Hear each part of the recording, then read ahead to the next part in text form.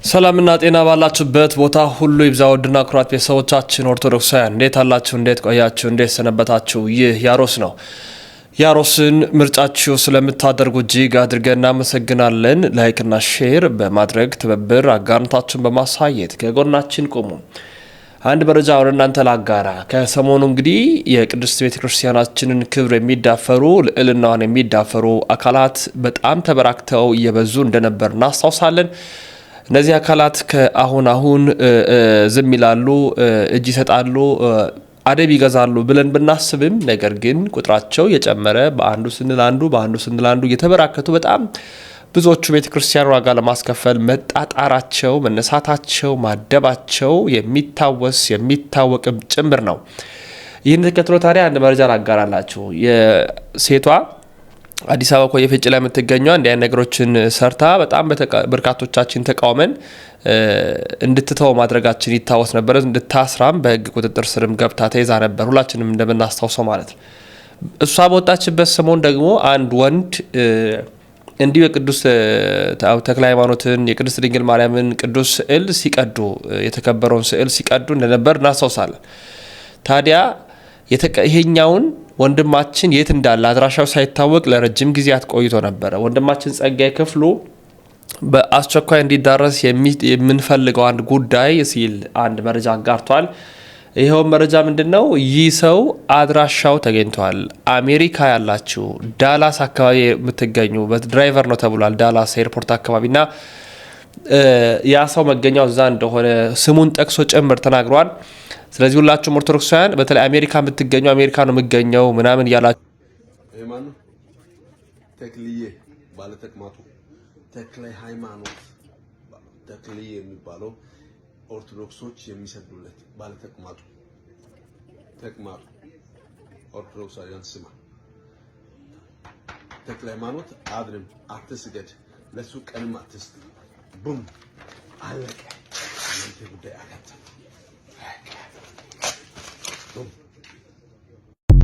ይህ ከኋላ የምትመለከቱ ግለሰብ ድርጊቱን ደግሞታል። ከዚህ በፊት እንዳደረገችው እንግዲህ ይህ ግለሰብ የእመቤታችን የቅድስት ድንግል ማርያምን ስላድኖ በመቅደዱ ብዙዎቹን እያስቆጣ ይገኛል። በሕግም ሊቀጣ ይገባዋል። ምክንያቱም ለረጅም ዓመታት ኢትዮጵያ ውስጥ የነበረውን የሃይማኖት መቻቻል ሊሸረሽር የሚችል እኩይ ተግባር ስለሆነ ተገቢውን ቅጣት ሊያገኝ ይገባዋል ሲሉ ብዙዎቹ ተደምጠዋል። እንግዲህ እናንተስ ስለዚህ ስላላችሁን ሀሳብ እስኪ ኮሜንት ላይ ስጡበት። ይሄ ሰው ይቀጣ ወይስ ዝም ብሎ ይታለፍ የሚለውን ሀሳብም እስኪ ያስቀምጡ። ይሄን አካውንት ፎሎ ማድረጋችሁ እንዳትረሱ።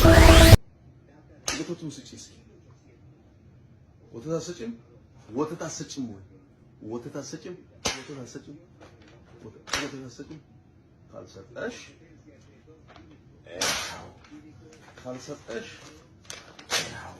ካልሰጠሽ አለቀ። ሁላችሁም እንዳያችሁት እንግዲህ በእውነት በጣም ያሳዝናል፣ በጣም ያሳፍራል። አንድ ህሊና ካለው ሰው የማይጠበቅ ተግባር ነው ያየነው። ከዚህ ቀደም አንዲት እህት የእመቤታችን የቅድስት ድንግል ማርያምን ስዕለ ማርያምን ስትበጫጭቅ ስትቀድ አይተናል። ብዙ ኦርቶዶክሳውያን ሁላችንም አዝነናል። ዛሬ ደግሞ ይህ ሰው እንዲህ ባለ መልኩ በንቀት ድፍረት በተሞላበት ተግባር ስዕለ ማርያምን ስለ ኪዳነ ምሕረትን ሲቀጠቅጥ ቪዲዮ ሰርቶ ለቆ አሳይቶናል። በእውነት በጣም ያሳዝናል። አንዱ የአንዱን ሃይማኖት አክብሮ ተከባብሮ በምንኖርባት ሀገር ላይ እንዲህ ባለ መልኩ አጸያፊ ተግባር ማድረግ ህሊና ካለው ሰው የማይጠበቅ ተግባር ነው። የእመቤታችን ስዕልን ብትቀዱ ብትተፉባት፣ ስዕሏን ብትቀጠቅጡ፣ እንደፈለጋችሁ ብታደርጉ የእመቤታችን የቅድስት ድንግል ማርያም ክብር ግን አይቀንስም። እኛ ኦርቶዶክሳውያን እመቤታችን ቅድስት ድንግል ማርያምን እንወዳታለን፣ እናከብራታለን፣ ከፍ ከፍ እናደርጋታለን። ስዕሏን ስለቀደዳችሁ፣ ስዕሏን ስለበጫጨቃችሁ የሚቀንስ የማርያም ክብር የለም። ያከበራት ልጇ ኢየሱስ ክርስቶስ ነው። ከፍ ከፍ ያደረጋት እናቱ እንድትሆን የመረጣት ልጇ አምላካችን መድኃኒታችን ኢየሱስ ክርስቶስ ነው። ሁላችሁም ኦርቶዶክሳውያን ይሄንን ቪዲዮ 10 ጊዜ ኮፒ ሊንክ እያደረጋችሁ ሁላችሁም ሼር በማድረግ ለሁሉም ኦርቶዶክሳውያን አድርሱ። ይህ ሰው ለሕግ ይቅረብልን። ሼር ኮፒ ሊንክ በማድረግ ለብዙዎች አድርሱ። በኦርቶዶክስ ተዋሕዶ እምነት ተከታዮች ዘንድ ቅሬታ የፈጠረ አንድ ክስተት በማህበራዊ ሚዲያ ላይ እየተሰራጨ ነው። ይህ ክስተት አንድ ግለሰብ የእመቤታችንን ምስለ ስዕል ሲቀድና ሲሳለቅበት የሚያሳይ ምስል ተለቋል። ብዙ ኢትዮጵያውያን ለዘመናት በሀገሪቱ የነበረውን የሃይማኖት መቻቻል የሚጻረርና አሳዛኝ ድርጊት መሆኑን እየገለጹ ነው። በመሆኑም የህግ አካላት ለጉዳዩ ተገቢውን ትኩረት ሰጥተው ግለሰቡ ለፍርድ እንዲቀርብ ጥያቄ እየቀረበ ይገኛል። ህግ ይከበር፣ የሰውን ሃይማኖት ማክበር ግድ ይላል የሚለው ጥሪም በማህበራዊ ሚዲያ በስፋት እየተስተጋባ ይገኛል። ማን ነው ከእናንተ ውስጥ አንድ ጓደኛችሁ ወላጅ እናትን አጣሎ ፎቶዋን መቅደድ አይደለም ማጨማደድ አይደለም ስም አጠራሯን ዝቅ አድርጎ ቢጠራ የሚታገስ ማን ነው? እሱ ካለ ልጅነቱ ያጠራጠራል። የእናት ፍቅር የሌለውም ያሰኘዋል ካለ ዝም የሚል። ለዚህም ነው ኦርቶዶክሳውያንም እናታችን ስትነካ ዝም የማይሉት። እኔና እኔን መሳዮች ለማስታመም ለማስተማር ትዕግስትን ለማዘውተር ቀስ በቀስ ብለን በሕግ እንሂድ ስንል ወጣቱ ደግሞ ትዕግስቱ ያልቅና ለምን ይላል። ለምን አልክ አንለውም። እናቱ ናታ የተገሰጸች፣ የማይደፈር ነዋ የተደፈረው። ስለዚህ ለዚህ ልብ አድርጉ። በተለይ መልእክቴ ለሁሉም እገሌ ወገሌ ሳንል ይልቁንም ለሃይማኖት ሰዎች ለሃይማኖት መሪዎች በልዩ ልዩ መንገድ ይችን ቤተ ክርስቲያን የሚያቃልሉ አማኞቻችሁን ለእናታችን ለቅድስት ቤተ ክርስቲያን ስም የሚሰጡ አማኞቻችሁን እኛ ቅዱስ ጳውሎስ እንደነገረን በቅዱስ መጽሐፍ የተሰቀለውን ክርስቶስን እየሰበክን እኛ የምናምነውን ከመወለዳችሁ በፊት የምናመልከውን ኢትዮጵያውያን ያመለኩትን ኢየሱስ ክርስቶስን በማቃለል ሌላ ስም የሚሰጡትን አማኞቻችሁን አዲስ አማኞች ሆነው ብቅ ያሉትን ፓስተሮቻችሁንም ጭምር አስታግሱልን፣ በቃ በሉልን።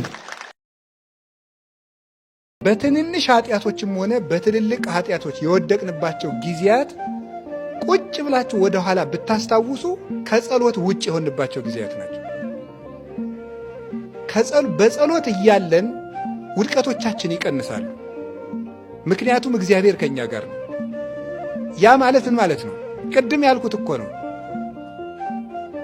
አጥሯን አፈረስክባት አለ ቅዱስ ዳዊት። እናሳ ወይ በላ ሁሉ ኃላፊ ፍኖት፣ ኃላፊ አግዳሚ ሁሉ እየቆጠቆጠ ጨረሳት አለ። ለምን? አጥሯ የለም። ጸሎት በጣም እጅግ በጣም ጌታ ስለዚህ ምን አለ? ይውለድ ወይም እንዳዝመራ ውሰዱት። በአጠገቡ ከብት የሚነዳ ከሆነ አጥር ከሌለው ይበሉታል። ወይም ወርቅ እንደተከማቸበትና በር እንደሌለው ቤት ቁጠሩት። እንደዚያ ከሆነ ሌቦች ሁሉ እየገቡ ይወስዱታል። አጋንንት ጸጋችንን የሚገፉን ከቆምንበት የሚያዋርዱን መጀመሪያ አጥራችን በመነቅነቅ ነው። ሰይጣን አንድን ሰው መጀመሪያ የሚዋጋው በሚጠነቀቅበት ኃጢአት አይደለም። መጀመሪያ ጥንቃቄውን የሚጠብቅለትን አጥሩ ነው የሚነቀንቀው። ያ አጥር ጸሎት ይባላል። ጸሎቱን ከነቀነቀ በኋላ ሰውየውን ማውጣት በጣም ቀላል ነው። ምንድን ነው አይደል? ጌታ ምንድን ነው ያለ? ማንም ሰው የኃያልን ሰው ቤት ገብቶ መበርበር አይችልም። ለመይ ቀደማ ሲሮቱ ለኃያል ኃያሉን ሰው መጀመሪያ ካላሰረው ከዚያ በኋላ የኃያሉን ሰው ቤት መበርበር አይችልም ብሏል። ልብ በሉ። ዲያብሎስ እጅና እግራችንን ካላሰረ የእኛን ጸጋ መውሰድ አይችልም። የሚወስደው መጀመሪያ እንዳንጸልይ ማሰልቸት፣ ማፏሸግ፣ እንቅልፍ ማለት፣ እንባ ጦሽ ማድረግ፣ እግርን ማሻረብ፣ ማቅመድመድ፣ ስቅት ማድረግ፣ ቅንድብን ማክበድ፣ ሐሳብን አምጥቶ ልብን በሙሉ ክፍልፍል አድርጎ መጨረስ፣ ሰልችቶ እንድናቆመው ነው። አጥሩን አፈረሰ ማለት። ከዚያ በኋላስ እንደፈለገ ሀብታችን እየወሰደ መሸጥ፣ ጸጋችን በሙሉ ማባከን፣ እኛን ማጥፋት ይችላል። ስለዚህ እግዚአብሔር ሰዎች ከምንም በፊት ለጸሎት ቅድሚያ ነስ። ስለዚህ ሐዋርያት ምን አላቸው? ልብ በሉ። እንዲህ ምን ብላችሁ ነበረ? ኢትደዩ ባሕርክሙ ቅድመ አሕሩ፣ ዕንቋችሁን በምን ፊት አትጣሉ ነው ያላቸው። በእሪያ ፊት ምን አትበሉት? አትጣሉት በሉ። የሐዋርያት ዕንቁ ማን ነው? አቤት ይሄንን እንቁ በሪያ ፊት ሲጥሉት ልብ በሉ። ሁሉም አናውቀውም ብለው አርብ ለሪያዎች ለአይሁድ ጥለውት ተበተኑ። ይሄንን እንቋቸውን እንደዚህ ያደረጋቸው ምንድን ነው? ሐሙስ ማታ አጥራቸው ስለተቀነቀ ነው። ያ አጥራቸው ምንድን ነበረ? ጸሎት ነበር። ጌታ ምንድን ነው ያላቸው? ትግህ ወጸልዩ ከመ ይትባኡ ውስተ መንሱት፣ ወደ ፈተና እንዳትገቡ ተግታችሁ ጸልዩ አላቸው። ተኙ። መጀመሪያ እንቋችሁ እንዳይዘረፍ ተጠንቀቁ አላቸው። ከዚያስ አንቀላፉ። ስኢንክሙኑ ተጊያ አሐተ ሰዓተ ምስሌ፣ ከኔ ጋር 1 ሰዓት መትጋት ተሳናችሁ አላቸው። ከእንቁ ጋር 1 ቀን ትጉ አላቸው። አቃታቸው፣ ተኙ። ከዚያስ እንቋቸውን በሪያ ፊት ጥለው ተበተኑ። ይኸው ካልጸለዩ እንኳንኛ እነዚያ የሃይማኖት አምዶች ሐዋርያት እንኳን ተገፍተው ወድቀዋል። ጴጥሮስን ያህል አለት ተገፍቶ በቀላል ነፋስ የወደቀው ረድኤተ እግዚአብሔር ስለተለየችው ነው ይላል ቅዱስ ጴጥሮስ። ያቺ ረድኤተ እግዚአብሔር በምንድን ነው የምትጠጋን? በጸሎት ነው። እግዚአብሔር ከተማን ካልጠበቀ ከተማን እንጠብቃለን የሚሉ ሰዎች ምን ይላሉ? በከንቱ ይደክማሉ። ከተማ የተባለ ምንድን ነው? ሰውነታችን። እግዚአብሔር ካልጠበቀው እኛ ራሳችንን መጠበቅ አንችልም። እንኳን ምግባራችን ወገኖች፣ ሃይማኖትን መጠበቅ እንኳን ከባድ ነው። ምን ለሌለው ሰው እግዚአብሔር በረድኤቱ ላልጠበቀው ሰው። ጴጥሮስም ጠብቀኝ ቢል ኑሮ አልክድህም ከማለት ጌታዬ እንዳልክድ ጠብቀኝ ማለት ይሻል ነበር። እንዳልክድ ጠብቀኝ በለኝ ቢለው ያንን ትቶ አልክድም ማለት ወደቀ። ስለዚህ አባቶች፣ እናቶች፣ ወንድሞች፣ እህቶች እንድናፈራ ጸሎት ላይ ትኩረት እናድርግ። አቤቱ ጌታዬ ሆይ በሉ፣ ለፍሬ አብቃይ በሉ እንጂ እግዚአብሔር ለፍሬ ያብቃል። አዎ አጥር ያስፈልገናል። ጸሎት ዋናው አጥር ነው። ቢሰለቻችሁም ባይጥማችሁም ቢመራችሁም እንቅልፍ ቢላችሁም ሐሳባችሁ ቢበተንም ምን ቢልም እንደውም አንዳንድ ጊዜ ደና ውለን ደና ያደርነው ሰዎች የጸሎት መጽሐፉን ስንይዘው ኃጢአቶቻችን ሁሉ እንደ መስታወት ይመጣሉ፣ ይዋጉናል። ዝም ብለን እናንብበው፣ ግድ የላችሁም። የእግዚአብሔር ቃል ቅቤ ነው አይደል የሚሉ አባቶቻችን። ቅቤ ስለ ቅቤ ብትማርም ባትማርም ከተቀባው ምንድን ነው ያለዝብሃል። ጸሎቱ ቢገባህም ባይገባህም ከጸለይከው ልቡናህን ማለዘቡ ረድኤት ማሳደሩ አይቀርም። ስለዚህ እግዚአብሔር ሰዎች እንጸልይ። ጥሩ የሆኑ ጓደኞችን እግዚአብሔር አምላክ ይሰጣል።